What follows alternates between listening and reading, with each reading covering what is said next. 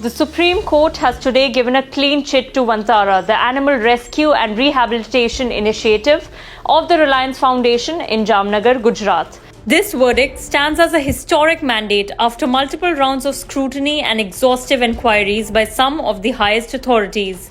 Vantara has been given a complete and unequivocal clean chit. Propaganda की विडंबना देखिए, eco friendly, nature के रक्षक, अपेरेंटली एनिमल लवर्स वाली एनजीओ और एक्टिविस्ट के इकोसिस्टम ने जानवरों को ही शेल्टर केयर और ट्रीटमेंट देने के लिए बनाए गए रिजर्व को कोर्ट में ही घसीट दिया।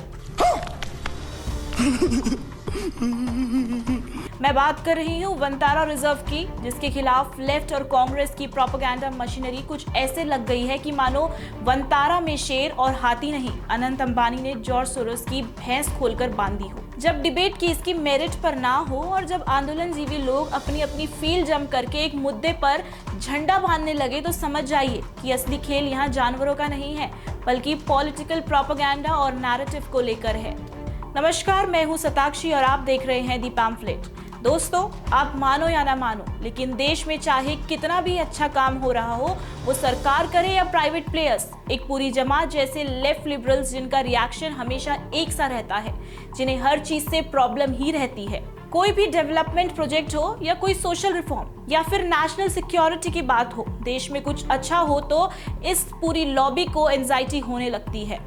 अब आप खुद ही देख लीजिए, वंतारा प्रोजेक्ट दुनिया का सबसे बड़ा एनिमल रेस्क्यू और कंजर्वेशन इनिशिएटिव है, फिर भी ये लेफ्ट लिबरल्स इसे एनिमल को लेकर क्रूएल्टी बता रहे हैं। अब वंतारा क्रूएल्टी है, लेकिन उन लोगों के खिलाफ जो जंगल और जानवर के नाम पर महंगे सेमिनार ऑर्गेनाइज करके ऐसे आंसू बहाते थे कि उनकी पीपीटी का घड़ियाल भी शर्मा जाए। ऐसे घड़ियाली आंसू बहाने वालों के खिलाफ तो ये इंडीड क्रूएल्टी है। अंबानी का वंतारा प्रोजेक्ट जो जेन्युइनली एनिमल रेस्क्यू, कंजर्वेशन और हेल्थ केयर के लिए काम कर रहा है, ये एक ऐसा इनिशिएटिव है जहां घायल और बेसहारा जानवर को न सिर्फ बचाया जा रहा है, बल्कि उन्हें एक नया जीवन भी दे रहे हैं।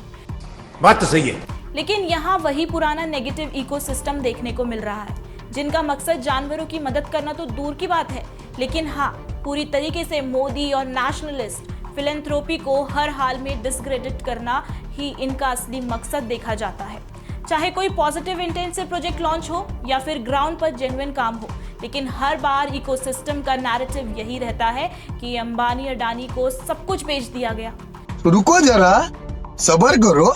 लेकिन शेर बेच कौन रहा था जो अंबानी ने खरीद लिया? क्या फूकते हो भाई?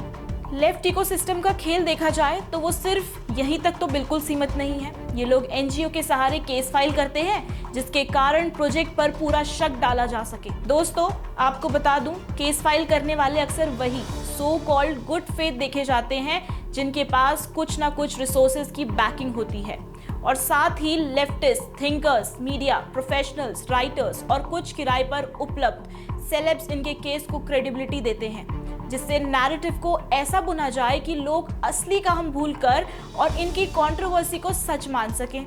चलो, अब आप लोग ही डिसाइड करना, क्या ऐसे लोग जो खुद जमीन पर कुछ नहीं करते, उन्हें हक है कि हर पॉजिटिव इंटेंट को सिर्फ नेगेटिव फ्रेमिंग करके पेश करना? क्या ये सही है?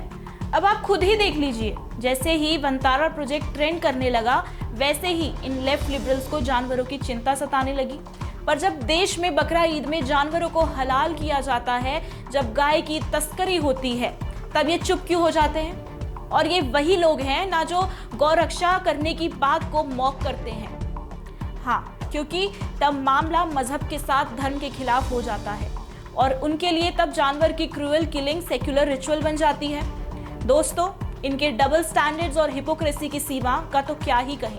जब कोई नेशनलिस्ट या मोदी जी से जुड़ा प्रोजेक्ट सामने आता है, तब इनके बयान, टिप्पणी सब उजागर होने लगती है। इतना तो सबको समझ आता है, जनता भी आज की डेट में समझदार है और सब समझती है इनका एजेंडा साफ तौर पर कि जो जरूरी प्रोजेक्ट्स हैं उन्हें रोको, क्योंकि लेफ्ट लिबरल से डेवलपमेंट बर्दाश्त नहीं होती, because they are progress intolerant. और ये जंगल तथा जंगली जानवर की चिंता जो लेफ्ट आज कर रहा है, वो उस समय इस मुद्दे से दूर था जब फॉरेस्ट गार्ड को गेम कार्ड कहा जाता था। ये नाम ब्रिटिश कॉलोनियल एरा का एक बचा हुआ नाम था, यानी एक पुराना नाम जो समय के साथ बदला गया था। धीरे धीरे चीजें बदलती गई और इसका नाम बदलकर फॉरेस्ट गार्ड रख दिया गया। उस समय इसे कोई बड़े मुद्दे का हिस्सा नहीं ठहराया गया था, जो बस एक नेचुरल हिस्टोरिकल ट्रांजिशन के रूप में देखा गया था। लेकिन जैसे ही जंगलों और वाइल्ड लाइफ कंजर्वेशन पर ध्यान बढ़ा, कुछ एनजीओज और एक्टिविस्ट ने नाम को बदलने वाले मुद्दे को उठाकर एक नैरेटिव बिल्ड करने लगे। उन्होंने इसे पॉलिटिकल लीगल इशू का नाम तो दे ही दिया था और साथ ही साथ फैक्ट्स को तोड़ मरोड़ कर और सच को आधे में बदल दिया, जिस कारण ये कोर्ट केस में तब्दील हो गया और जंगल तथा जंगली जानवरों के नाम पर फिर से लीगल ऑब्स्टिकल्स बनाए गए। तो दोस्तों, तो ये मामला सिर्फ वनतारा प्रोजेक्ट या फॉरेस्ट गार्ड्स तक ही नहीं आपको देखने को मिलेगा। ये पूरी तरीके से दिखाता है कि कुछ एक्टिविस्ट का इकोसिस्टम हमेशा यही स्ट्रैटेजी अपनाता है, जहां वो फैक्ट्स को ट्विस्ट करना और उन्हें अपने लिए फेवरेबल बनाना अच्छे से जानते हैं ताकि एजेंडा आगे बढ़ सके। आज वही पुराना लेफ्ट लिबरल इकोसिस्टम सामने आ गया है। जैसे ही वनतारा वाइल्ड लाइफ प्रोजेक्ट ने अच्छा काम शुरू किया, ये लोग तुरंत एनिमल क्रुएल्टी और पॉलिटिकल एजेंडा की बात करने पर उतर आए। यानी जो कभी कंजर्वेशन की गंभीरता को नजरअंदाज करते थे, वही अब सोशल मीडिया और एनजीओज के जरिए हर पॉजिटिव इनिशिएटिव को डिस्क्रेडिट करने में जुट गए हैं। तो दोस्तों, असली सवाल यही है, क्या ये लड़ाई जानवरों के हित की है या फिर ये महज एक राजनीति नैरेटिव है जिसे हर बार नए बहाने से देश पर थोप दिया जाता है। जब जानवरों की रक्षा और भलाई के लिए वनतारा जैसा दुनिया का सबसे बड़ा प्रोजेक्ट खड़ा किया जाता है, तो उसमें कमियां ढूंढकर उसे कोर्ट में घसीटने का मकसद ही क्या है?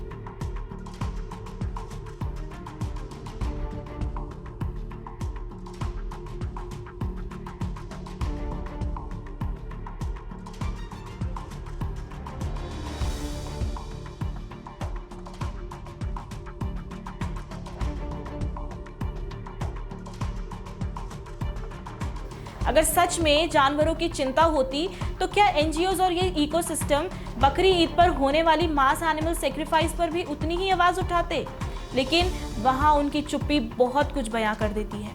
इससे साफ पता चलता है कि इन लिबरल्स का ये जानवर बचाओ अभियान केवल एक तरफा ही है।